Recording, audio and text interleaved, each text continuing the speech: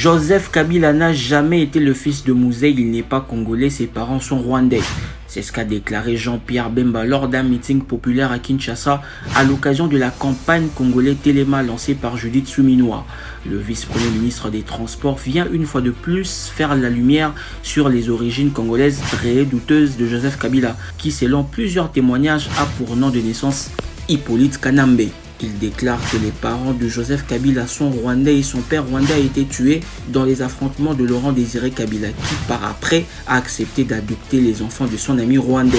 Nous ne pouvons plus accepter que les Rwandais prennent le dessus sur nous dans notre propre pays, a-t-il ajouté. Il s'est exprimé en lingala, l'une des 4 langues nationales.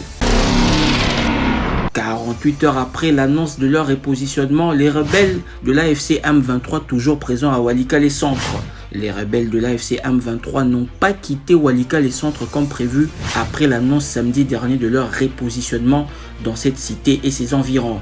Dans un communiqué, la rébellion justifiait sa décision par le souci de favoriser les conditions propices aux initiatives de paix et à un dialogue politique traitant des causes profondes du conflit. Mais le rebelle ne semble pas prêt à se retirer. Selon l'armée, les rebelles doivent se retirer jusqu'à Kibati, sur l'axe Walikale-Massissi. En même temps, l'Angola renonce à son rôle de médiateur de la crise entre la RDC et le Rwanda pour se concentrer sur son mandat à la présidence de l'Union africaine. Dans un communiqué, la présidence angolaise explique les efforts déjà fournis par le président Joao Lourenço, à qui l'Union africaine avait confié la responsabilité de mener la médiation du conflit entre la RDC et le Rwanda. Elle rappelle l'échec du sommet du 15 décembre dernier jusqu'à rater des négociations directes qui devaient débuter le 18 mars dernier entre le gouvernement congolais et les rebelles de l'AFC M23.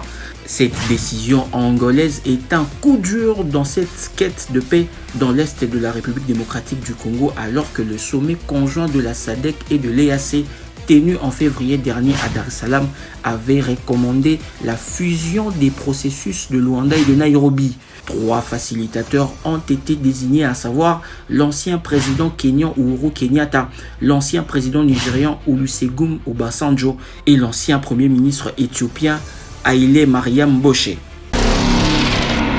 Le gouverneur militaire de la province de l'Ituri, le général Johnny Luboya Kashama, est la cible de menaces publiques et directes émises ces 2 derniers jours par le général Muhoozi Kainerugaba, chef des forces de défense du peuple ougandais. Dans une série de messages publiés sur son compte X, le général Muhoozi a qualifié le gouverneur de l'Ituri de très stupide, l'accusant de s'opposer depuis le début aux opérations de l'UPDF en République démocratique du Congo.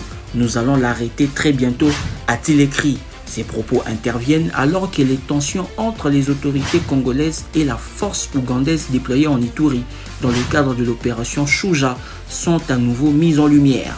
Dans un autre message, le chef de l'armée ougandaise affirme « L'UPDF ne s'opposera pas à la prise de Kisangani par le M23, mais il leur faudra agir vite, sinon nous le ferons nous-mêmes ». Aucune réaction officielle n'a été enregistrée à ce stade du côté du gouvernement congolais, ni au niveau provincial, ni au niveau central.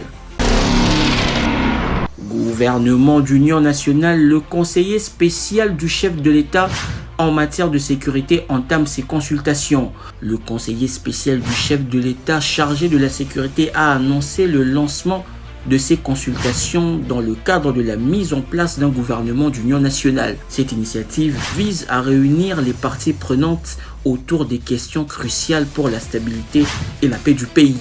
Un moment décisif qui pourrait marquer un tournant dans le processus de réconciliation nationale.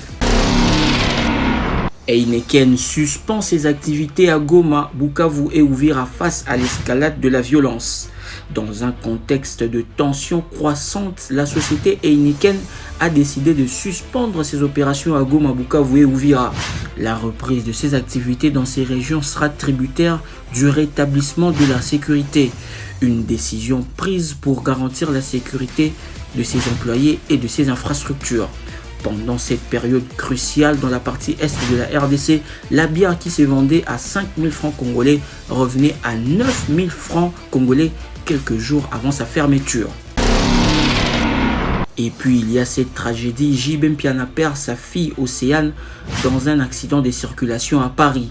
L'année 2025 est tragique pour le célèbre artiste congolais qui vient de subir la perte dévastatrice de sa fille Océane, âgée de 27 ans. Résidant en France, Océane était une jeune femme pleine de vie et sa disparition laisse un immense vide dans la vie de son père et de sa famille. Plusieurs sources indiquent que Océane a tragiquement perdu la vie à la suite d'un accident de voiture survenu vers 22 h à Paris-Saint-Denis.